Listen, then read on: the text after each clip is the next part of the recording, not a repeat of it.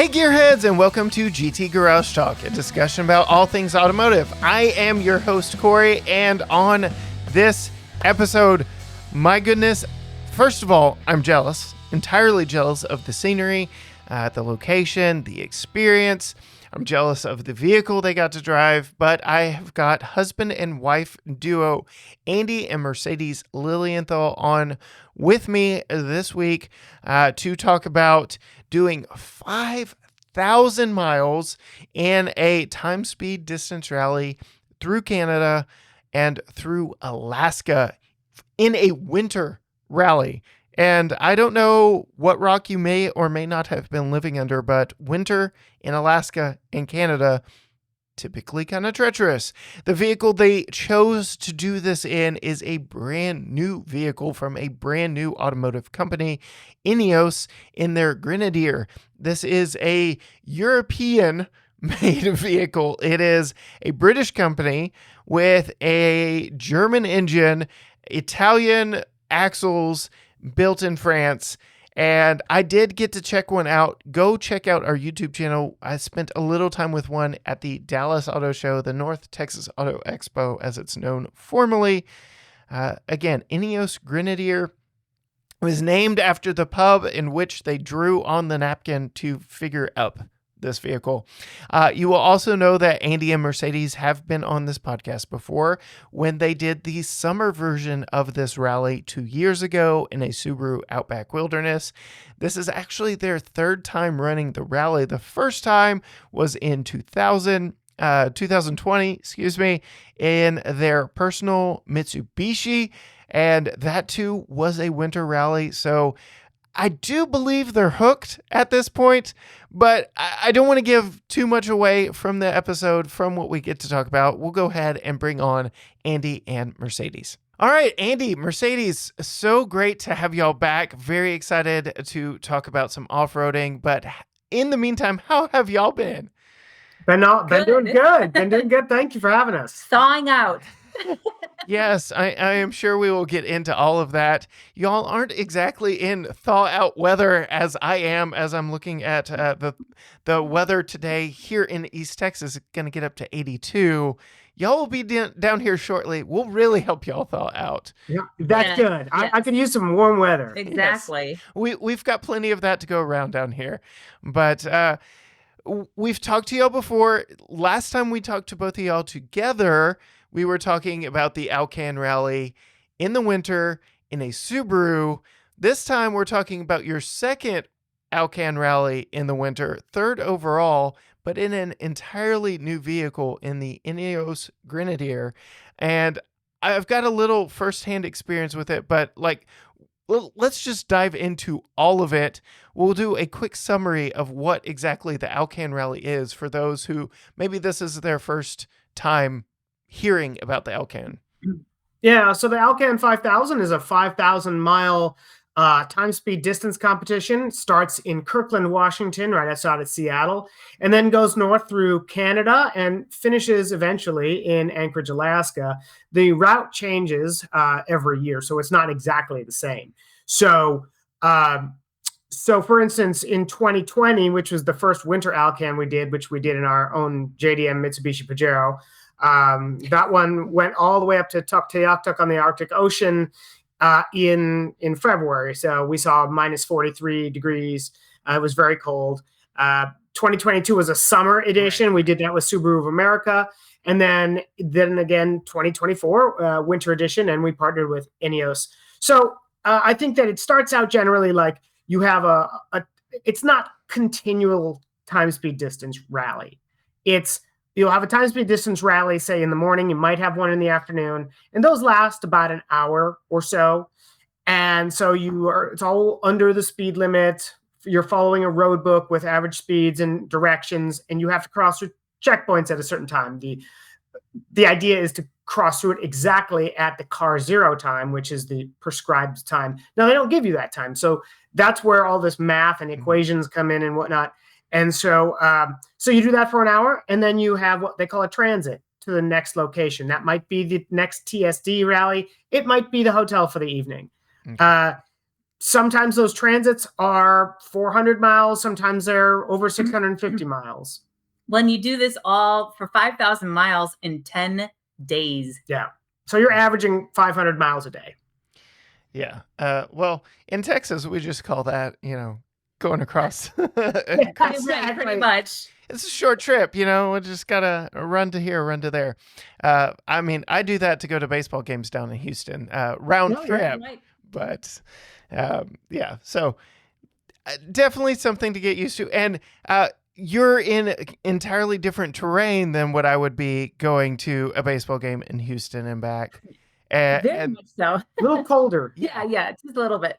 So each time y'all done the rally, you said you started off doing a winter rally in your own personal vehicle. You've stepped up for the summer rally 2 years ago in a Subaru that was purpose-built for off-road duty in the outback wilderness, which I have loved every time I've gotten behind the wheel. And now y'all have stepped up again in size and another purpose-built vehicle in what is essentially a brand new vehicle from a brand new company, at least in the automotive production realm, in the INEOS Grenadier. And again, I know a little bit about it. It's a rich billionaire in oil who wanted a Land Rover Defender. He wanted to buy the rights to Land Rover Defender, couldn't do it, so I'll build my own. Like, the short summary of it, right? Yeah, very accurate.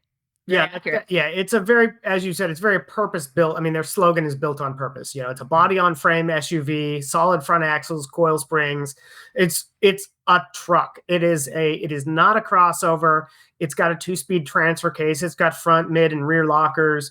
It is recirculating ball steering. It is made for off-roading and made for bad environments. And there's a lot of different add-ons and upgrades you can get straight from the factory. So some of the things that we ended up, using on our Trial Master trim level too. So we can get into that in a little bit. Yep. So it is a British company with German engineering and a German powertrain built in France. With Italian axles. Yeah. So all the European Union stuff and Brexit, and we won't get into all that, but very interesting conglomeration of parts. And I am very interested into how that held up for y'all over 5,000 miles through winter conditions.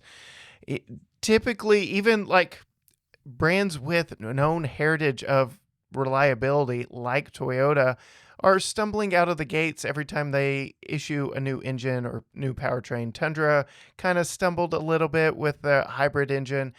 We're seeing a little bit of some issues with the new Tacoma.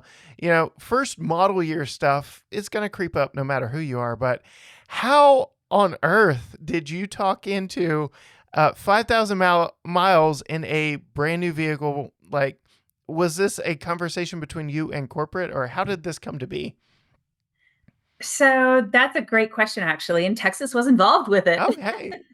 Yeah. So a couple of years ago, they had sent me an email and said, hey, we just shipped over the very first and only one-of-one hand-built prototype of the Grenadier that was ever made. And we would like you to take a look at it. And we're doing kind of a couple-hour-long meeting for a couple of select journalists and to show what our intent is for the Grenadier model, what our intent is for the vehicle.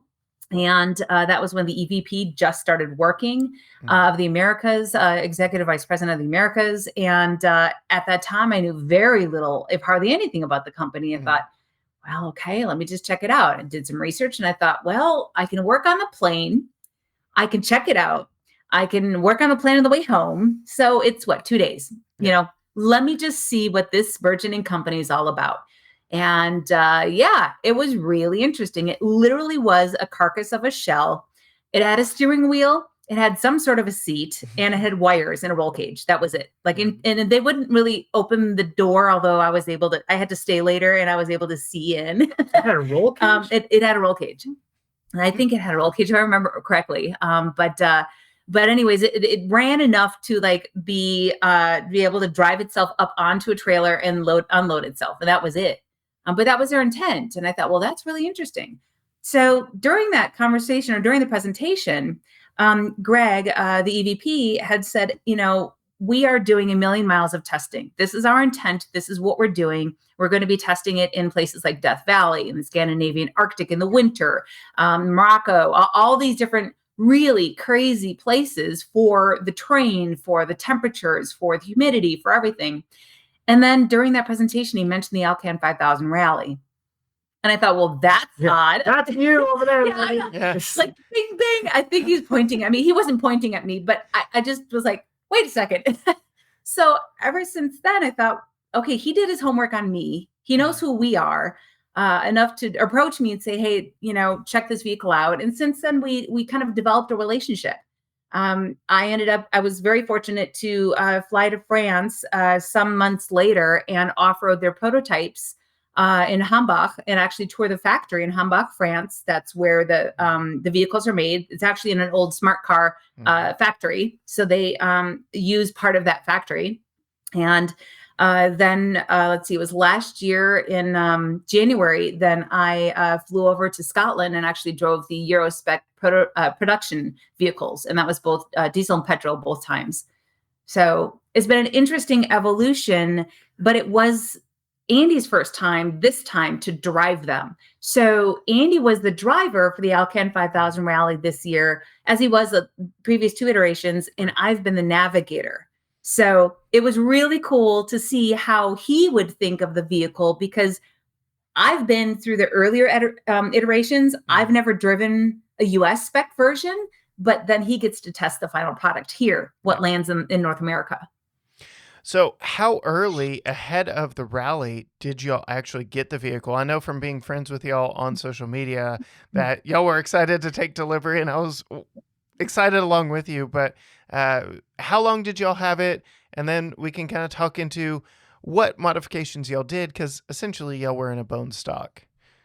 Yeah, we got it with 87 miles on the odometer, and we got it about 3 weeks before we left. We had it they gave it to us for a weekend, and then we drove it back to Ron Tonkin Gran Turismo, which is the INEOS dealer. It's a Ferrari Maserati INEOS.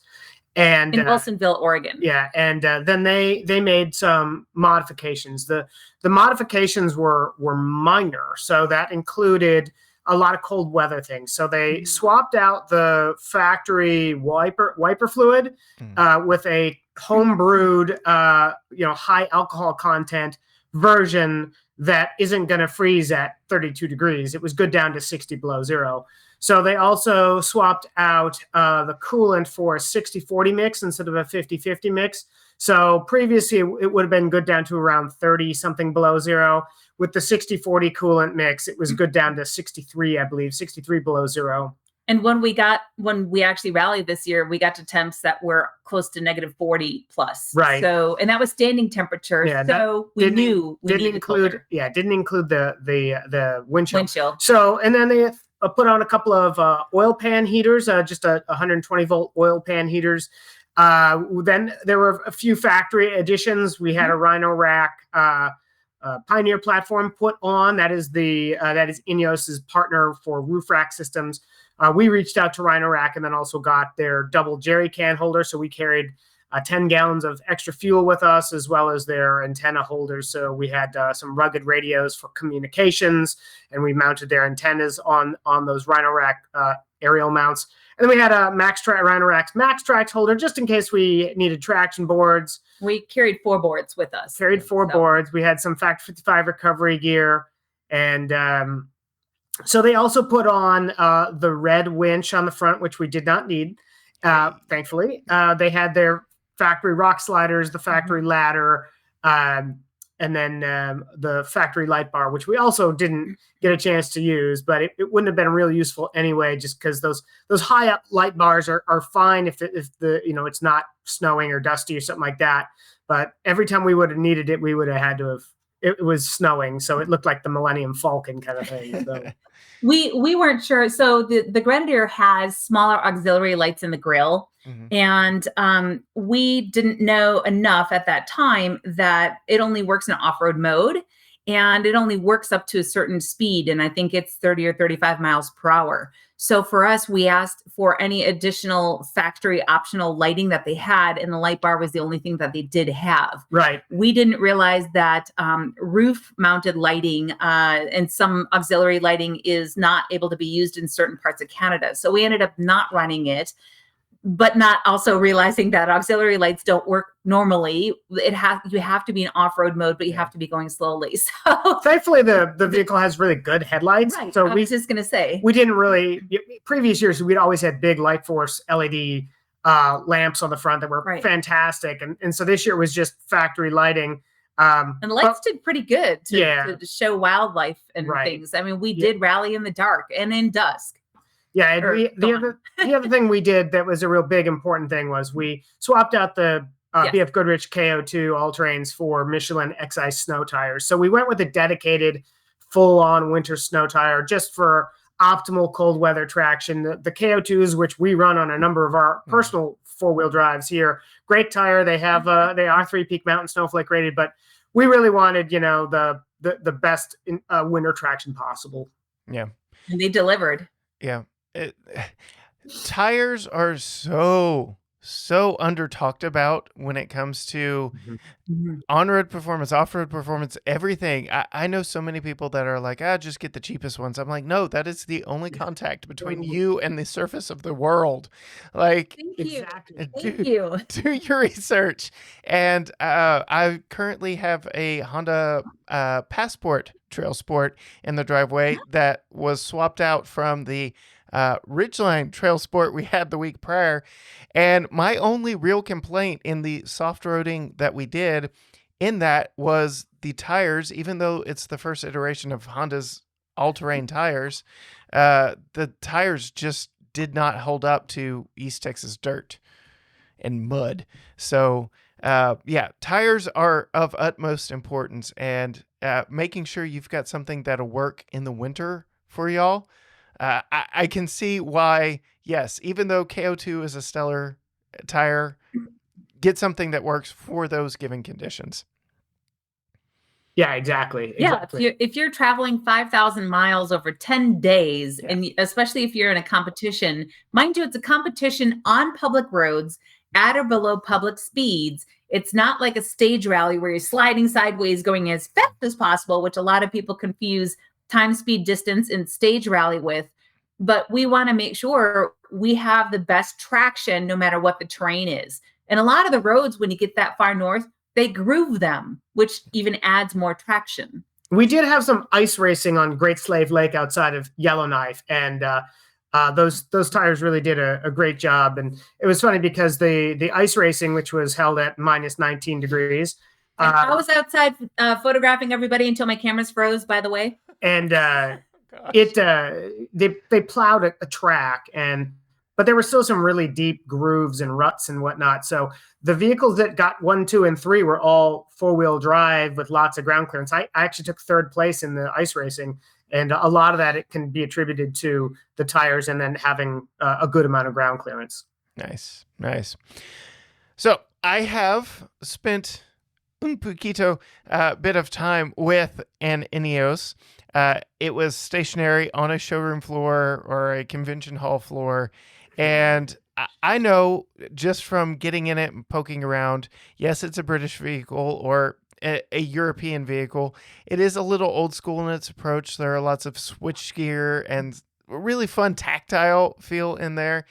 But you've got those unique, 70-30 split rear doors to get into the back that they say can hold a British palate quite well. So I'm interested in how the packing process went for y'all, being that this is the largest vehicle you've ever taken on the Alcan. The packing was interesting because we have a lot of different cargo carrying vessels. So whether they're large Rome boxes or Wolfpack Pro boxes or even soft goods, that is not necessarily the issue. It's just how you want to compile them. So Andy and I went back and just kind of preloaded things because we thought, let's just have a garage sale in our driveway and see how we can play some Tetris and make sure what works. And And so, Andy, what did you end up loading in which box, and how did we end up? We carried air compressor, hoses, extra wiper fluid, jumper cables, octane booster, just in case we couldn't get premium up there. And then that was in one box. We had sleeping bags, dried food, flares, emergency stuff in other boxes. But the Grenadier's interior L-track system in the back is brilliant. It is so, I don't know why other companies don't do this, because it is so easy to tie stuff down. And when we do the Alcan rally, you really want stuff tied down. You don't want something shifting and breaking a rear window at 40 below zero. So it was great. The interior door jambs also have D-rings that allow you to store gear in the back seat. And the D-rings also are mounted on the cargo rear on the upper side. So not only do you have the two L tracks on the bottom, but they have fully rated D-rings on the sides in multiple places, both front and rear in the rear cargo. We didn't use those because we just cinched from one L track up and over to the other, and we were plenty solid. But it's like you could just have so much fun back there securing your cargo. I mean, it was wonderful. I will say the 70-30 doors, kind of a mixed bag for me. The visibility is not great. There's a big center seam. The windows are small. There is one wiper blade, but it's pretty tiny. It's only on one window. Yeah. So thankfully, we could still see out of the back and whatnot, but it just it's a little difficult. I will say they are, however, like the doors are built like bank vaults on this car, on this SUV. They close, and it's like, that it feels, satisfying click when it closes. It means business. Kind of like a G-Wagon. Like, that it's closed. Yeah. Right. Yes. So I remember talking with you in the front seat of the Subaru, feeling a little tight with all your gear, your radios and stuff up there. I think y'all had to fashion something to secure some of your radios and your electronic gear in the Subaru. How was all that working out for y'all with a little more space in the INEOS? Well, it's interesting because you have tons and tons of rear cargo space. You've got a lot of space and flexibility with the 60/40 split seat. And then like Andy mentioned, the rear door jam, or the rear passenger and driver seat door jam D-rings that can cinch down cargo. So we had most of our stuff back there, but as the navigator, I had tons of things I needed to plug in. I had lots of cords. I had, in between the two of us, 3 DSLR cameras, one with a huge lens. And plus my navigational supplies, my map board. Way too much stuff. 2 radios, 3 cell phones. I mean, the photos that we'll be publishing, we're in the middle of submitting a lot of our articles right now, and they're starting to publish. So stay tuned. They're coming. It's almost like an act of hilarity because it was very difficult. That there's not enough storage up front. Even in maybe a normal person's capacity, the doors themselves have a huge pocket in them, so they can store a massive water bottle, for instance. Yeah, we had water bottles and sunglasses and all that stuff in the door, but there just wasn't a lot of cubby spaces and all that.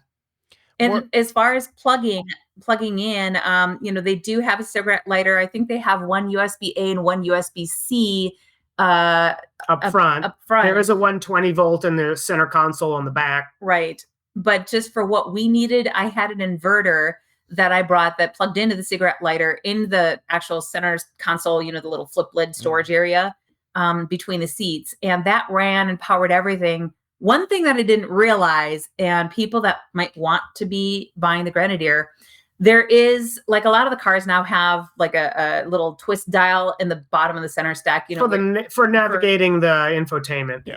Right. Like what he said.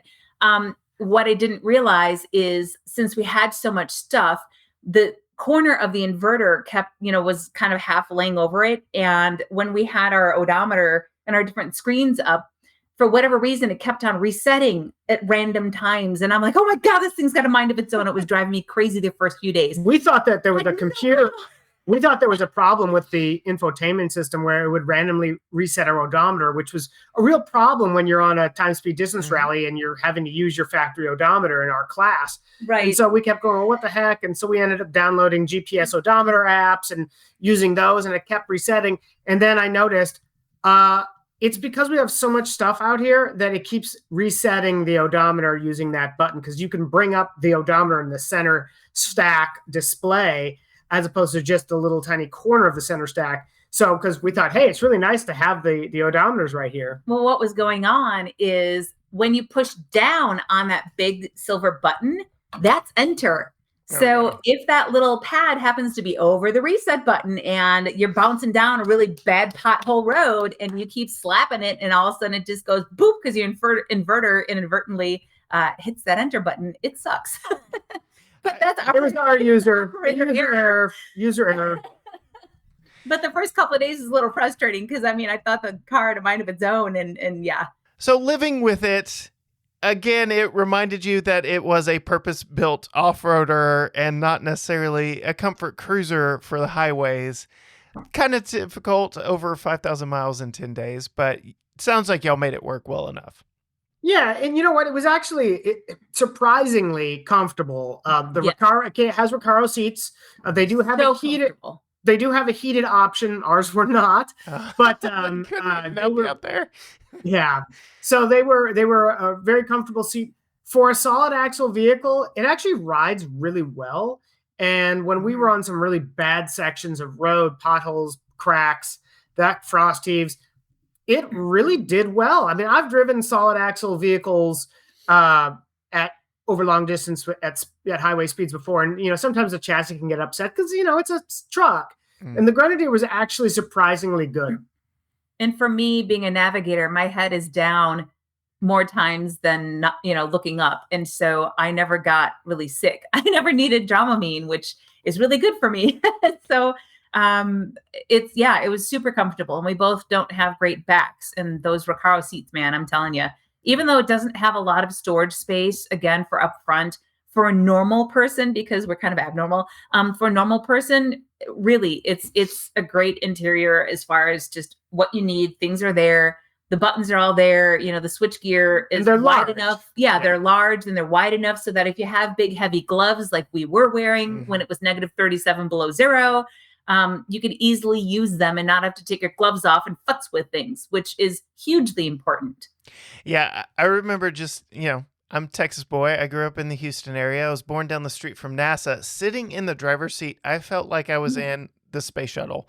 Like all the switchgear up above you on the ceiling and down in between you. It felt like a mix between the space shuttle and H-1 Hummer, just in all the stuff that was in and around you. And I don't know, it definitely gave a cool aura and vibe to it getting in it. So sounds like it was fairly livable, which translates into, before we get into final results and how everything shook out, what are some memorable stops along the way for y'all? Where's some things that stuck out? I know, Andy, you already mentioned doing ice racing, but what are some other things that kind of stuck out and will stay with you from this event? I know one thing for me is when we got to Alaska, the Alaska Highway, the start of it, where they have mile zero, there's a huge sign. I don't even know what you would call it. Usually is a huge. It usually is. But when we pulled up, I was so excited to be able to take a photo of the Grenadier, and I already knew exactly what publication I was going to put that in. There was no sign. They had taken the sign down for renovation. And so you get to the Dawson Creek, British Columbia. Yeah, British Columbia. Is the start of the official Alaska Highway. And the giant sign that says so was gone. We're like, oh. And it's massive. It's what, probably 200 feet tall by maybe, 75 feet wide. It's 200 feet tall. 150 feet. I mean, it's massive. It's big. It's big. So that was gone. One of my favorite places is northern British Columbia around Toad River, Muncho Lake. It's just absolutely stunning Canadian Rockies, amazing roads, bison, and we've been through that section every rally, and I look forward to it every time. Another thing for me is Andy and I really work hard to push ourselves when we do these rallies. there are what are called extreme controls, optional extreme controls to do. Mm-hmm. So teams can either do them or not do them. And if you do them, you get extra points to go towards your score so that they help you get extra awards. It doesn't necessarily help you in overall standings, but it can help you gain like the Go Farther or Arctic awards and overall, shift things in your favor.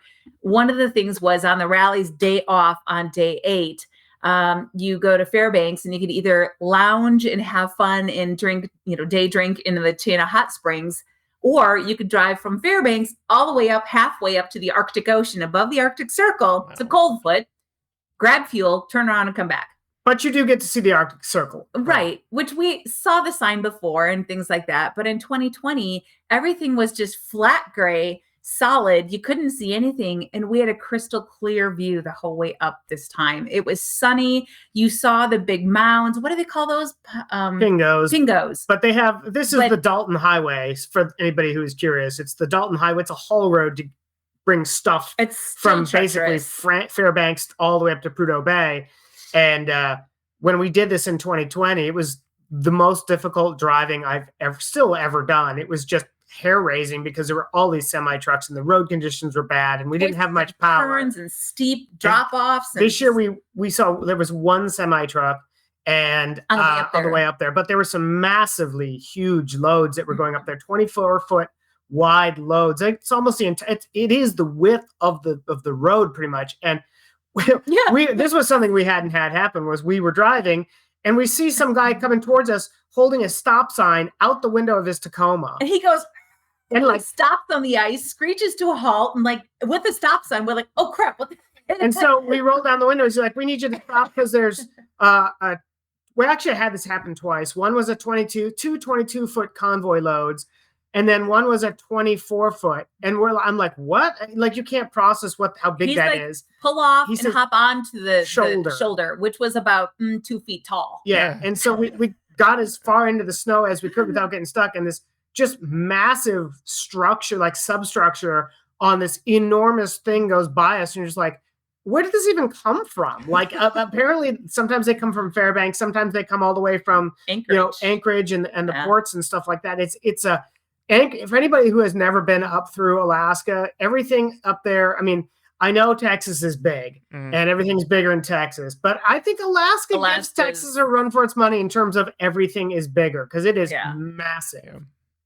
Well, they are the largest state and all that fun stuff. Did we touch a nerve? We got a Texan to actually agree. Oh my gosh. I mean, they're their own country out there. They're doing their own thing. But yeah, I am super jealous. My parents just did an Alaska trip, and they did some train stuff while they were up there.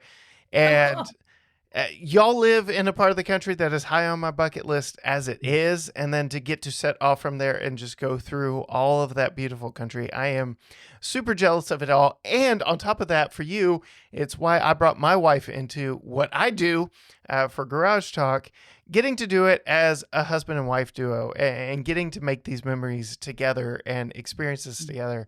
That's super cool and just very inspiring that y'all have built something to where y'all can go out and do fun things like this. And congratulations, by the way, for you both. I'm very excited. I saw that on Facebook for her and for you, and I loved it. Yes. I loved it. It is going to be a very crazy, hectic, productive year, all rolled into one. Welcome. Yeah, welcome to the cult. Welcome, yes. Love it and hate it. No, I'm totally joking. Yeah, gotta love the freelance world. We are coming up on, actually today marks 1 month that we've been fully self-employed, and it's just like, well, we haven't died yet. We haven't gone bankrupt. Like, little victories. Let's celebrate. But yes. Yes. Speaking. We're coming up almost a year for Andy. So Andy and me together. I've been almost about 10 months for Andy and about almost 7 years for me. Yeah. Well, congrats on that for y'all as well. Thanks. Small victories. Celebrate them along the way. And speaking of small victories and celebrating, how did the rally end for y'all? Yeah, we won our class, which was absolutely. It's still unbelievable. So, we've done TSD rallies around Oregon and the Pacific Northwest before. We've done the Alcan 2 times before. We're generally sort of mid-pack finishers. With the exception was this a local Halloween rally that we do every year, and we got second place. We're like, wow, that's awesome. Well, we had our first stage, and it was a bit of a redemption. I won't go into the big story, but we did really poorly in it in 2022. We ran the same stage this year, and we did better. We're like, oh, that's good. And then at the end of the second day rally, excuse me, killer story. We were like listening to the app that you use for scoring reads off your time. Again, a perfect is 0, and it's reading it off as you go through your checkpoint. It'll say late 1.2 or early 0.5, 1.2 seconds or 0.5 seconds off your perfect time per each checkpoint that you roll through. Right. And each checkpoint's invisible, mind you. And we're not using a rally computer. This is what they call seat of the pants SOP class. Right. And it kept saying like early 0.1, late 0.2, and we're like, oh my gosh. So we just really screaming. Yeah, losing her voice on day 2. I'm losing my voice already. I'm just like, concentrate. And so we ended up winning that stage, and we were like, we've never won a stage before. We won That's that day amazing. And for our class. Well, we were able to maintain consistency 7 of those 10 days and stayed in first place. But it all came down to the last day, which was pretty treacherous. Yeah, we had some big challenges in the middle. Day 5 and day 6, we slid into second place, I think, overall. And we had some challenges. I mean, we had one day where there was a darn dog during the TSD at I don't know, some farm dog or something that was in the middle of the road, was barking at us, wouldn't get out of the road. We didn't want to hit it. It was a big floppy-eared hound dog who was literally like just barking at cars as we were trying to get past him. And then so the Grenadier, for those that aren't familiar, it's got a horn, like a normal horn, but the Grenadier also on the right side of the steering wheel has a red button called toot. Yes. Okay, it's the toot button. And it's just a very polite, like beep beep horn, right? And so the dog is in the road, barking its head off. Mind you, we're losing score. Yeah, and I'm like, tooting at the thing, beep beep beep beep, and it's barking, and you should use a full-on horn. I finally got around him, and he starts chasing after the car. I'm like, eat my dust, and I'm like, dog. So we can't pull over because he's gonna catch us. But I'm like, but we're late with our seconds because that delayed us. Mm-hmm. And then we had a GoPro mounted because, of course, we had I think we had at that point we had 2 GoPros mounted, then we had 3 phones running because we were on during that TSD. It was pandemonium. And the GoPro fell off because it was so cold. The one GoPro fell off, bounced, and I was so afraid that it was going to bounce off into Andy's, like underneath his pedals, accelerator, that I went to grab it, and then all my navigational supplies, including my route book that had the directions for the darn TSD, flew off into the footwell, and my seatbelt locked. And I couldn't get the thing. And so long story short, it was like everything blew up in my face. I couldn't tell him where to go. He didn't know where to turn. But anyways, so that started like the downward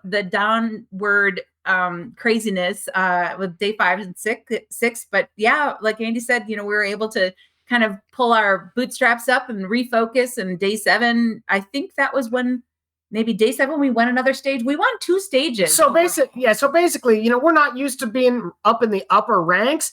And so it's funny because we kept being first place, and then we switched went down to second, and we're just like, I can't believe this. We're like, oh my gosh, like we have one taste of success, and now we're all hard on ourselves. But it all came down to we learned a lot.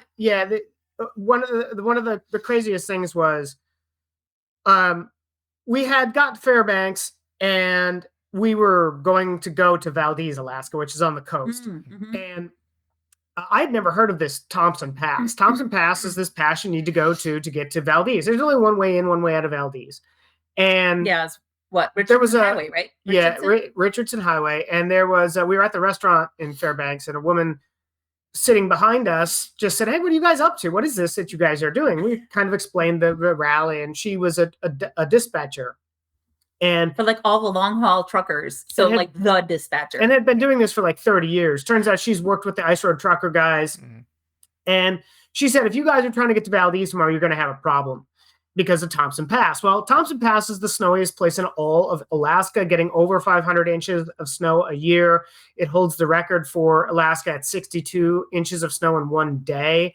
And so... and we're driving through it. Her name is Randy, and she told me amazing. She would text me in the morning if she heard the pass was closed. And sure enough, 15 minutes before we left, we heard the pass was closed, and the whole rally is supposed to go down there. So we ended up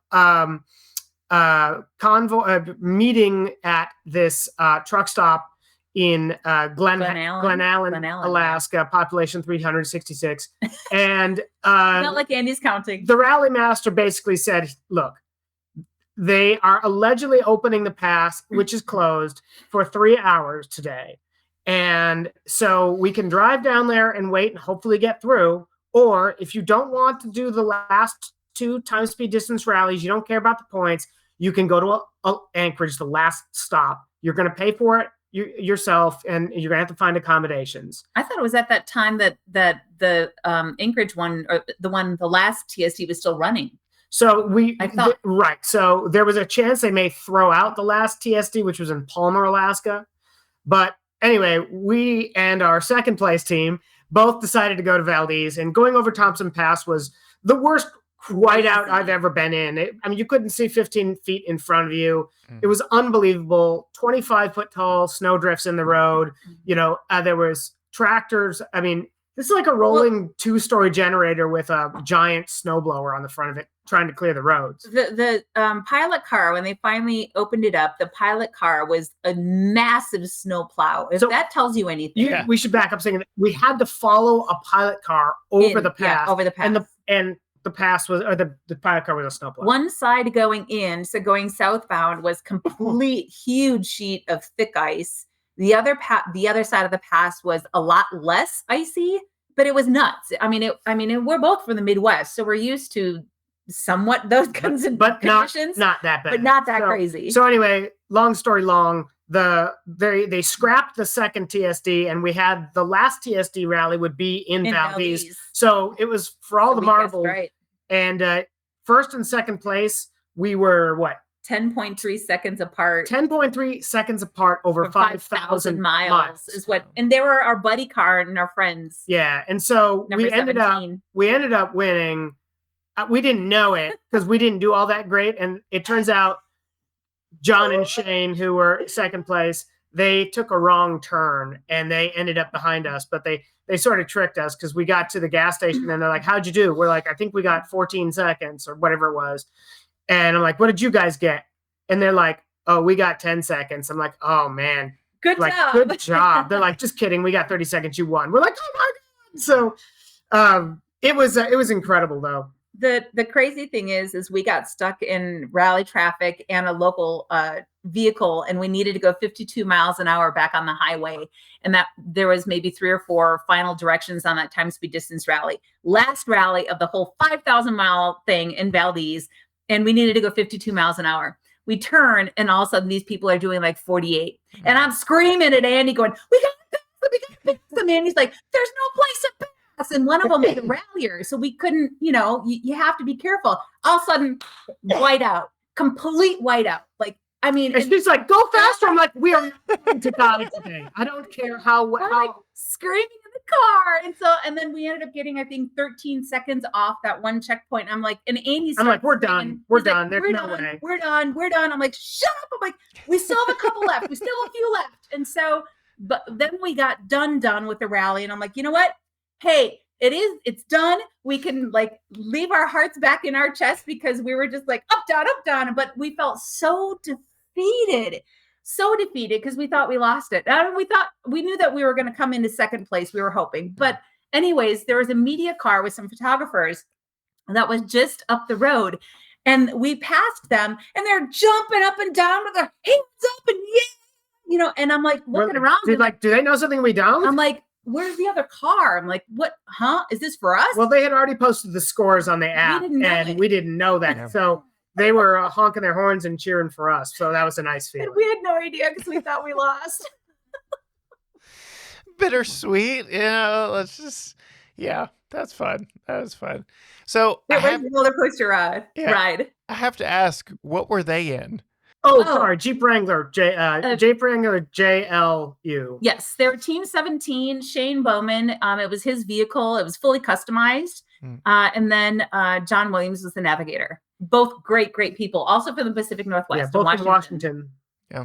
So, I mean, that speaks highly both of y'all and of the vehicle itself, that y'all were able to win in a class in essentially a bone stock INEOS, brand new vehicle. It had been torture tested, but again, companies like Toyota have kind of stumbled out of the gate with new engines, new powertrains, all that fun stuff. So, I mean, that really is saying something, that you're going up against a modded Jeep Wrangler and coming out victorious. So huge congrats to both of y'all on that. Huge congrats to INEOS. Thank you. On building such a vehicle that it's able to get y'all to first place and get y'all that little bit of taste of victory that maybe now has started something even worse for y'all. Who knows, like, where it goes from here. Yeah, we've already signed up for. So, you know, we were saying they do this rally every 2 years, summer, winter, summer, it's like winter. the Olympics. There's every I think like 8 or 10 years or something like that.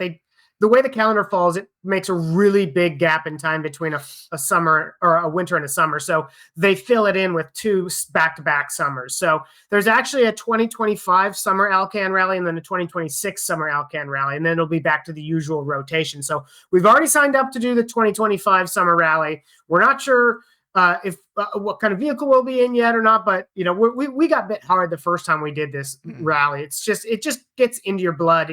Or got into our blood, and we just absolutely love it. It's, you know, they used to talk about rally family when we first started doing this, and I totally get it now. It's a lot of the same people, a lot of the same rallies. We all share this passion for rally travel and cars, and it's amazing camaraderie and really great people. And the biggest thing is you can do it in essentially just about any kind of vehicle. I mean, there was a front wheel drive Mini Cooper S that did it, and he rallied before in the winter.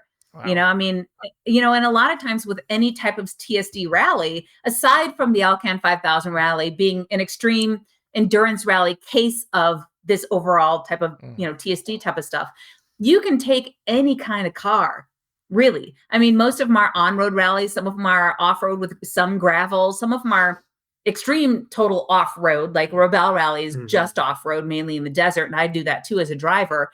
But there's different kinds, and a lot of cities have local time, speed, distance rally groups. It's so if you're very approachable. in it, yeah, just Google, you know, time, speed, distance, or TSD rally groups near me, and you'll be surprised at how many people will have local rally groups near you, and just dive in and learn it. We did. It's so fun.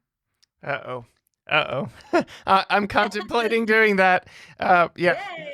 I mean, we're both self-employed now, so no excuse. Oh, and then you can talk about it on your podcast too, and we can help you if we survive it. I know. Yeah, the past 2 summers we've done Route 66 road trips. We divided it up into 2 halves. And God bless Holly. She did all the planning on that. A Route 66 road trip is unlike any other road trip that you've done because, one, your navigation systems do not want to take you on Route 66. They want to take you the fastest way, any which way that you're trying to go to.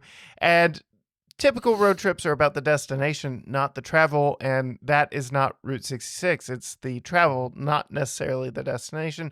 Plus the fact that you've got mom and pop places that are closed in weird hours that you're trying to get to while they're open. And God bless Holly for planning both years for us, and she said she will never do that again. So it's going to be a hard sell on a TSD rally, but, you know, maybe I give it a year before I'm like, hey, I've got an idea.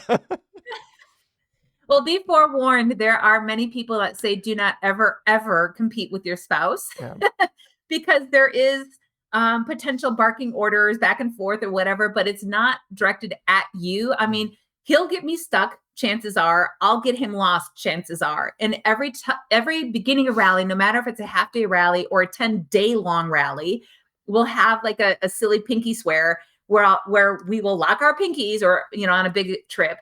And we'll say, be kind to each other, be courteous, don't kill any baby animals like on the road. Good communication. Da-da-da-da. Keep it shiny side up. Right, wheel side down, those kinds of things. But it's a reminder to say that it is a challenge, right? It's a rally. So I have to, as a navigator, I have to say, okay, your speed is 27 miles per hour for 0.24 miles, then turn left onto Smith Street. Right. And I'm going to ask for that direction 6 times. Yeah. And then you have to go 32 miles per hour for 1.29, then slow down, stop for half a minute. Right. Then speed up, and then she's going to forget to give me the speed sometimes. So I do have to ask. So, but there has to be good communication, and a lot of forgiveness. Yes. So. And there are heated moments. So I don't think you could go through that with anyone and not have heated moments, especially like all the stuff with the dog and all the equipment falling. It's a pressure cooker. It will happen. Yeah, it will. There is actually a part of that was being recorded up until that point, and when that GoPro fell off and it ended in the footwell. Up until that point, that part was being recorded, and we haven't watched it back yet. Oh yeah, I'm sure there's some colorful language. Oh yeah, so we are planning on putting together a Crankshaft Culture video for YouTube, a longer format one at some point fairly soon, hopefully, and I'm sure that will make its way in there. So stay tuned. All right. I'll be looking forward to it.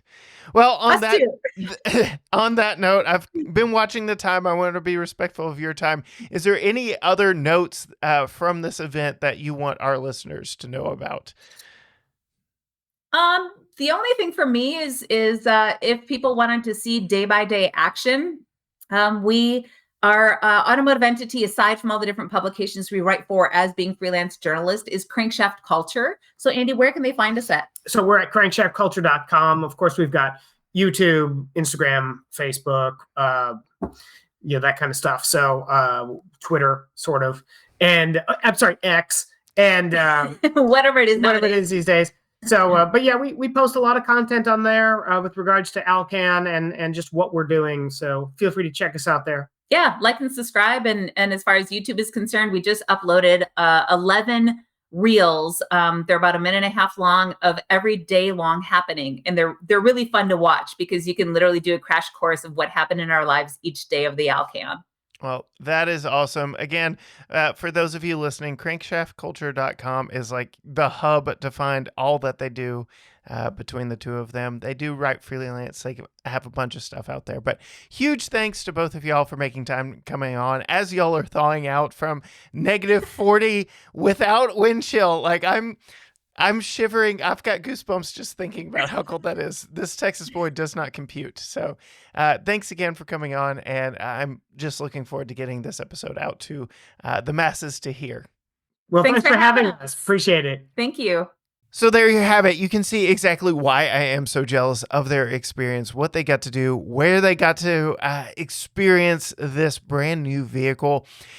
They are no strangers to rallies, both individually and as a couple. We talked about it between all of us that, yes, this is their third Alcan rally together with them, but I've had a fairly regularly standing for the past 3 years now October interview scheduled with Mercedes because she participates in the all-female Rebel rally that is all off-road. So I've got plenty of episodes with just her. I've got that previous episode from the last Alcan 5000 summer rally with Andy and Mercedes. So lots of content with the Lilienthals about rallying, about just experiencing